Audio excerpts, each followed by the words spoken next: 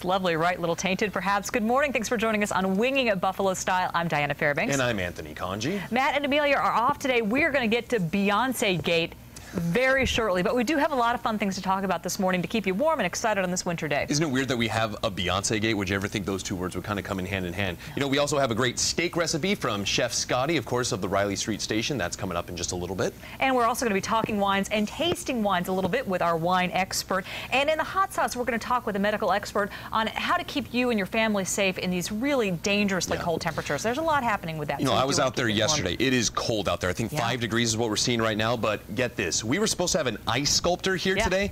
Would you believe that it is actually too cold to do an ice sculpture in Buffalo, of all places? 5 degrees. Who would think that would happen? I have never heard of such a thing, but it's true. It is true.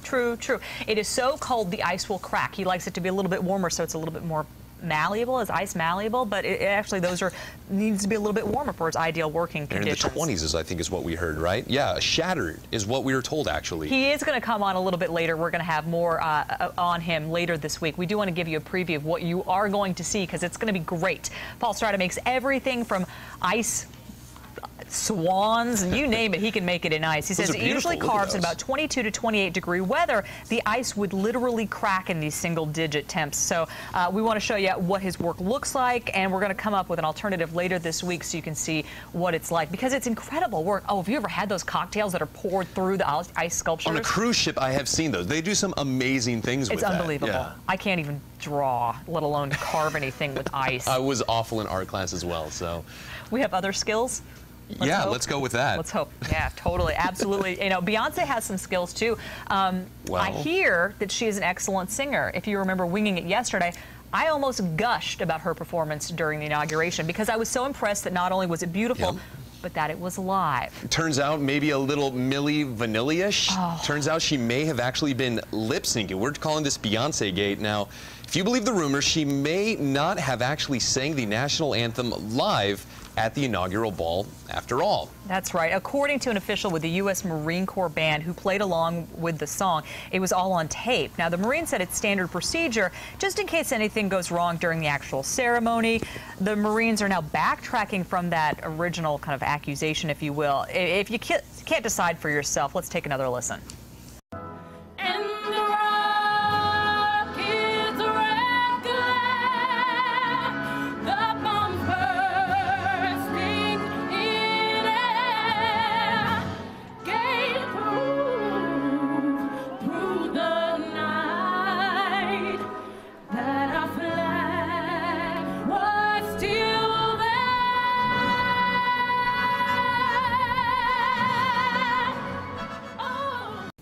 Obviously, we know she's an amazing singer, good dancer and all that. Maybe actor, too. Actress, I should say. I don't know. I can't really tell. I really can't. Honestly, I can't seem to save my life, so who am I to judge? I couldn't do it at all.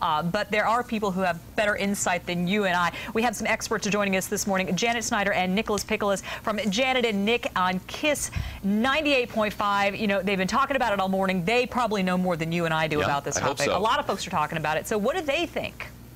Good morning, Diana and Anthony. Good morning, guys. Good. Thank you, guys. So this is just kind of weird. I think a lot of people were just amazed by it. Twitter, Facebook, people are all talking about it, but I guess people are also feeling a little bit slighted by this now.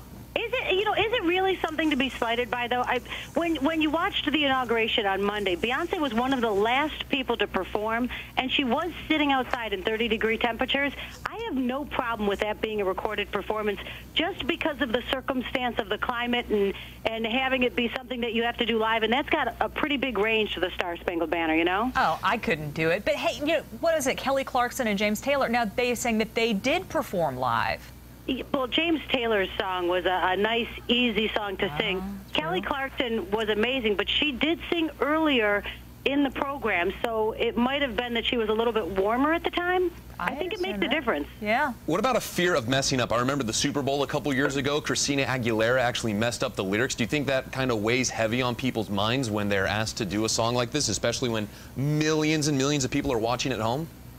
Me, probably. Beyonce, I don't think she's got so much experience with doing it live. I don't think that messing up is the issue with her. I would say it's probably just the voice quality, and if she knows she's got the good version pre-recorded, let's go with that.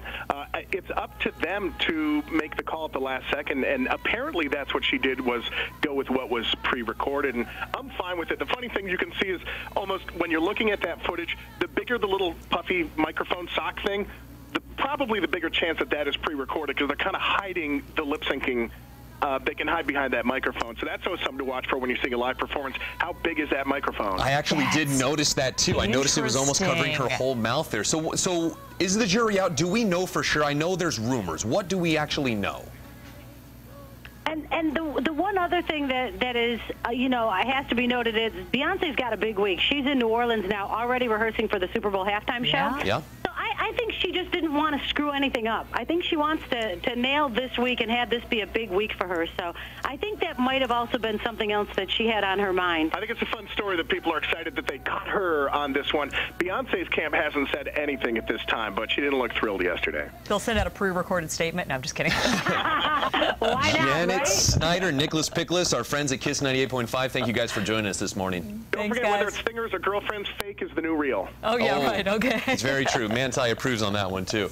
All right, now let's head over to Lauren Hall. She's our online producer for the day. A lot of people are talking about this online, Lauren. Yeah, that's right, Anthony. Right when it first happened yesterday, Twitter absolutely blew up. People were disappointed to hear that Beyonce wasn't singing live, and this is, of course, a big story over on our Winging It Buffalo Style Facebook page.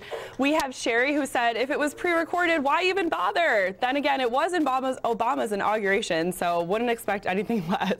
Mike Brown says, who cares? It was her voice, and it was cold. If she had sung it live and messed up, people would have had the same thing to say. So exactly. If you still can't decide and want to keep watching the performance for yourself, just head over to our On Politics page of WIVB.com. You can scroll right down and click on this video. I actually showed you this yesterday. It's our 2013 inauguration performances. You can watch it from start to finish over and over as many times as you need to kind of figure out if Beyonce was singing live or not. My 2 cents, I think even if she was singing live or not, she still looked beautiful, nailed it either way, and just graced the world with this beautiful performance. So that's my quick opinion. And then over on our Twitter page on twitter.com/WingingItTV, we just retweeted one of the best Star-Spangled Banners ever. This was Whitney Houston singing at the 1991 Super Bowl, and it has also come out that this was also a lip sync. So hey, if this can survive this many years and be as celebrated as it is, why not Beyonce too? I think I'm ready for some cooking with Chef Scotty now. Let's go over to the kitchen. Once again in our kitchen is Chef Scotty from the Riley Street Station. Today you are making Swiss steak from where? Swiss steak from outer space. Nice. So what do we need for Swiss steak? Swiss steak. Today we're using a top round. You can pick a top round up at the store. You can pick a butt roast, bump roast, Okay. bump roast, butt roast, bump roast. What kind of pounds are we talking here? This is about 4 or 5 pounds. 4 or 5 pounds. But we're gonna take some of the fat off. We're gonna cut it thin, and then we're gonna pound it down. Let some of the stress out. All right, I like that. And we're gonna flour it. Okay, and what other ingredients do we need for this dish? We got crushed tomatoes. Now, that's the thing. Some people make brown sauce with Swiss steak. To me, that's pot roast. I make red sauce. Okay. We have carrots, celery, onions. We're gonna garnish it with shaved Parmesan. I love shaved Parmesan. Why does it seem so much better than grated? You're getting more of a bite. Okay. You get more of a bite. All right, and any other ingredients we'll need? Just a little love. We got that here. We definitely have that here. All right, well, we'll get cooking in just a little bit, but for now, we'll send it back to you.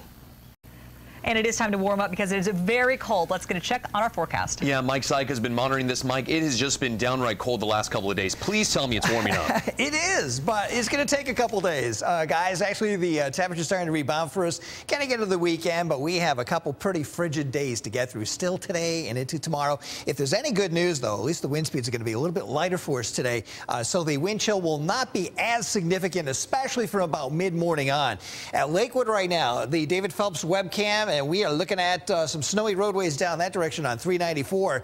The snow that has been coming down across this area, at least so far this morning, on the lighter side, heavier snow up to the north of this in a band which is extending from Westfield over into central sections of Cattaraugus County. Still have that lake snow warning in effect for areas south of the city, southern Erie, Wyoming, Chautauqua, Cattaraugus through midnight tonight, and a wind chill advisory is still in effect also south of the city through 11 a.m. this morning. At times, wind chill values will be down to -15 across this territory. At least things will be improving in that department as we head for the weekend. Lake snow band still continuing this morning. We've got this band across southern Erie County into the southwest corner of Arcade, Wyoming County, and also this band across Chautauqua County from Westfield, again extending into central sections of Cattaraugus. This is going to be the main focus, at least for most of the action today down here across the ski country.